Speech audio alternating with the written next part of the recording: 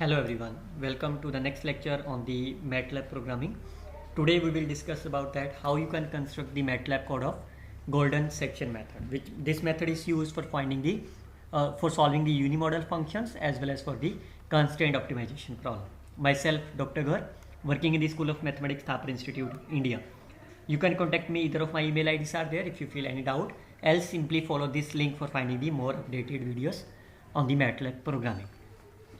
So what is the target is that we have seen that how you can solve these golden search methods are there, like minimize the function over the domain by taking the 7 number of the equations, or you have to perform the 6 number of the equations, or you have to perform the number of the equations until the error or the interval of the uncertainty is at least at the most of the 0.03 and so on. So how we can solve this, we will try to construct the MATLAB code. In general, I can try to construct the MATLAB code for any one of the problem, and the rest is same as that of the same. So how you can solve this problem manually, we have already discussed in our previous class. You can watch this video before listening this MATLAB code, because I use the same notation and the same technique which I have discussed in this lecture, so that you will be able to understand how you can construct this MATLAB code. So the first of all, how you can construct you can see in each of the problem the objective functions are different, like this here is the f of x is here. So how you can write these objective function in the MATLAB first of all. So if you want to write the function f of x is x square, you have to write like this way: function, this is the at the rate of the x, that is a function of the x, the x dot, this is the dot of x square, that is a vector. How you write the function which are in the form of the cases, you can write like this way: function at the rate of the x, x is less than half, so you can see x less than half, put up them in the bracket, dot, multiply of 1 minus x by 2, 1 minus plus, second case, x is greater than or equal to half, x is greater than or equal to half of x square, you can write here. Similarly, you can write this function, you can write like this way: function at the rate of x, 0.75 divided by 1 plus x square, so it can be written in the form of the bracket, plus tan inverse. How you write the tan inverse in the MATLAB is a tan. How you write the sine inverse in the MATLAB is a sine. Similarly, a cos is for the cos inverse. So and so on. You can write your objective function as per your choice are there. Now we will see how we can write the MATLAB code of this function. So in order to write the MATLAB code of this function, what you can do is that you have to firstly find the maximum among this and then take the minimum of this. So if you want to simplify them, you can write this function as here. How you can write this function? You can construct the graphically. What is the x square is? This yellow color is my x square. 1 minus x by 2 is this line is my 1 minus x by 2. And your target is to take the maximum. So you can see my domain is from -1 to +1. This is my +1. So in the -1, what is the maximum is here. And you can see this blue color is, this yellow is below, and so this red color is my maximum.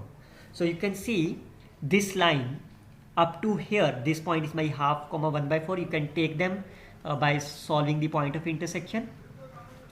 And up to this point, that is from the -1 to this point, that is of the half, this graph is my 1 minus x by 2.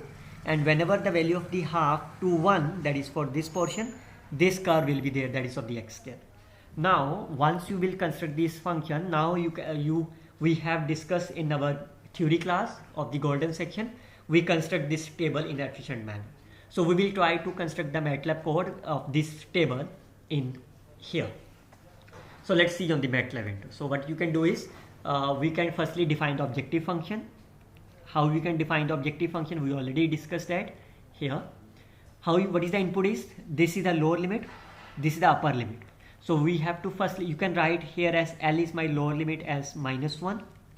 You can write upper limit as my +1. But this is only for this particular limit. But in general, if you want to write L as input, enter the lower limit. So whatever the lower limit you want to take, instead of the -1 to 2, you can take as here. You can also consider as from the 2 to 4, and so that's a user defined. You can take it from the user whatever they want to be here. Otherwise, if you want to, for this particular problem, you can define as L is -1. Similarly, you can define r as the upper limit, like here 1. You can write instead of here as this one, otherwise you can put them as a user. You can define the number of the iterations, like here is a 6 number of the iterations. You can put them as n is equal to 6. If you want them from the user, you can write as here. What is the maximum error you want? In this case, there is no error, but if I say the maximum error is say 0.03, this is the maximum error I want. What is the maximum error is? R minus L. This is my error. So R minus L. In this particular example, this is a 2, which is not be less than of this. So we have to perform here. And I can start with this. Firstly, I can draw the graph. We can see that I have, how you can draw the graph here. You can see, I can say the line space. What is the meaning of this is, I can, if I write here as for you is linspace of LR of 100, what is the meaning is, it can discretize the value from -1, 2, +1 up to the 100 values are there. You can see the value of LR here. And if you want to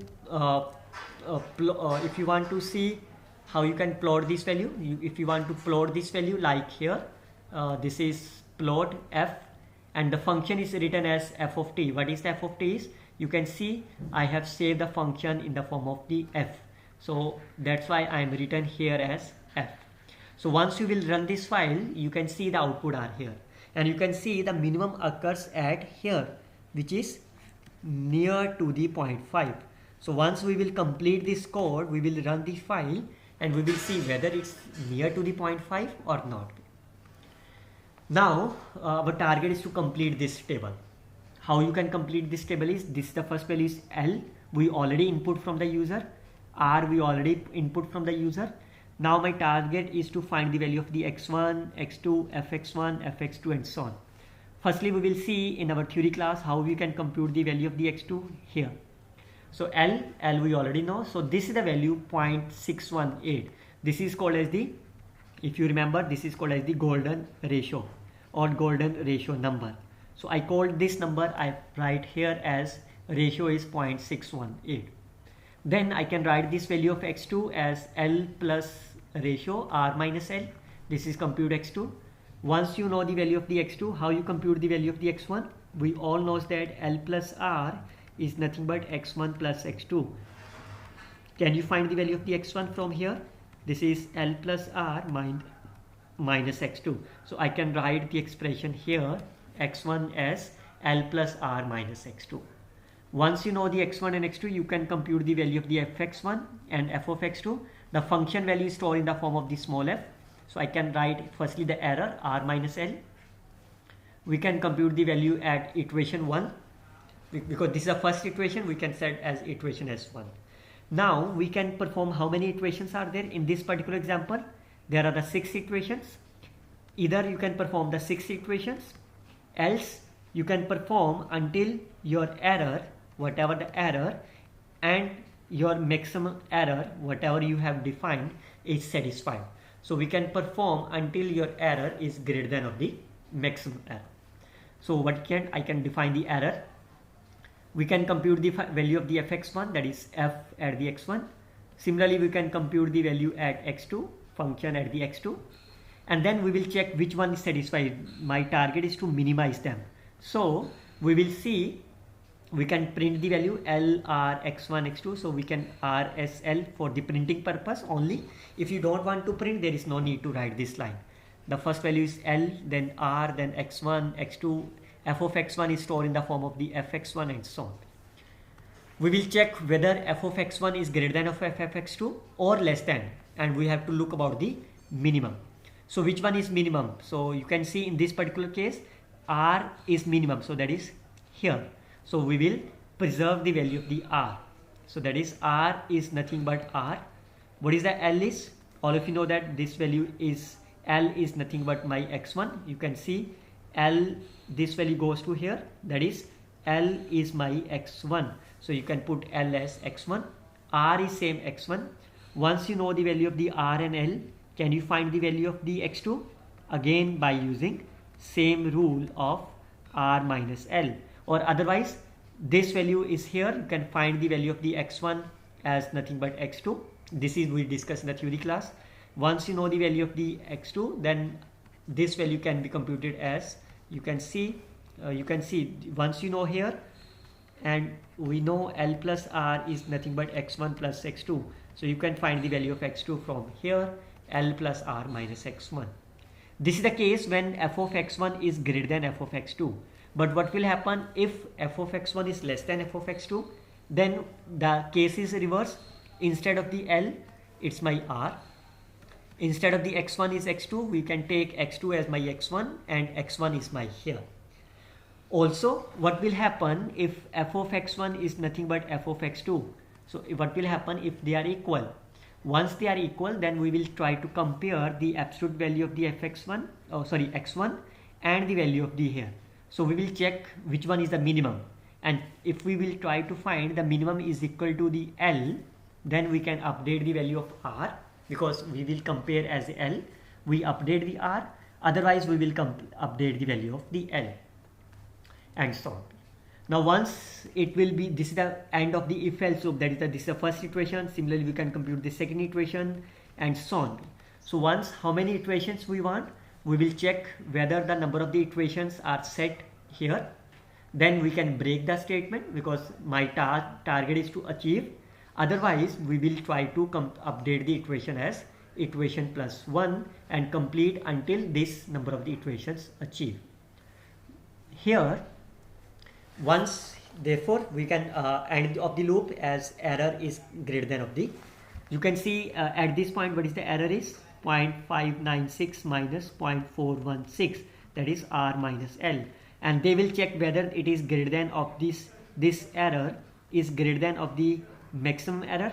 This maximum error is, that is a user defined, initially you defined that. If this satisfied, you can stop, otherwise you will stop until your number of the iterations achieved. Then you can display the output and the final. If your output achieve with the help of the iterations, you can print them maximum number of the iteration achieved. Otherwise you can print that the maximum error reach, whatever the error you have to input them. Then once you will achieve them, you can print this table. How you can print this table? I can save this value L, R, x1, x2, that is the heading of this one, with the name as a variable. All these values are stored in the form of the RSL in the previous slide. So we can put them as a table, convert array into the table, like here. If I write for you here as RSL, you can see these are the values, -1, +1, 0.262. You can see all the values are here, 61, 382 and so on. But there is no heading on that. How you put them on the heading is, we can use them to be array to table. You can see array to table of RSL. You can see now there is a print of that. RSL1, RSL2, RSL4, 5, 6 are there. But I don't want to be the RSL1. What is that? I want to be here as a L, R, X1 instead of this RSL1, RSL2 and so on. How you can replace this RSL1 with the help with the LRNs. So all these values are stored in the form of the variables. So I can replace them here as whatever the name you have stored, I can replace their properties to the variable name as whatever the size is variable. So this is the same name whatever you have stored here. So once you will write this one, then you can run this file, it will be appear here. Finally you can print the table. What is the optimal table is, once you will complete this one, you will get this optimal table as optimal answer as L plus R by 2. So I can compute x optimal is L plus R divided by 2. You can compute the function value f optimal as f of this, and finally you can print the value, optimal value of the x at x opt. Optimal value of the f of x is my here. So that's the simple end of the MATLAB code. So you can see, I can show you for this MATLAB window. You can see I can write each file here. What you can do is, you have to simply replace your objective function. That's nothing else. Once you will replace your here, for example, I can run this file for you. So once I will run this file, you can see they will ask you the low limit, say -1. Upper limit is my +1 in this particular example. and number of the iterations I set as a 6, maximum error I say as a 0.2, and you can see this is the output. You can see the name are L, R, X1, X2, Fx1, F of X2, and you can see the optimal value of this is my here, and so on. So this is the simple MATLAB coding of this. You can simply replace whatever the function you have considered here, and if you want to see another function, what you can do is you can uncomment them. You can use this function as here, and similarly if I run this file, you can see if I say lower limit 0, 1 number of iteration here, 0.5, you can see the optimal value reach at 5 iterations. So this is the simple way you can construct the MATLAB code of this this golden section. We will see the next lecture on the MATLAB code of the gradient, conjugate gradient, where you can find the channel name Dr. Garg, playlist nonlinear optimization, where you can find the Fibonacci series, MATLAB code of Fibonacci series, steepest descent, MATLAB code, conjugate gradient. In the next class we will see the MATLAB code of this and so on. Till then you can simply follow this link and share this video. Thank you very much. Best of luck.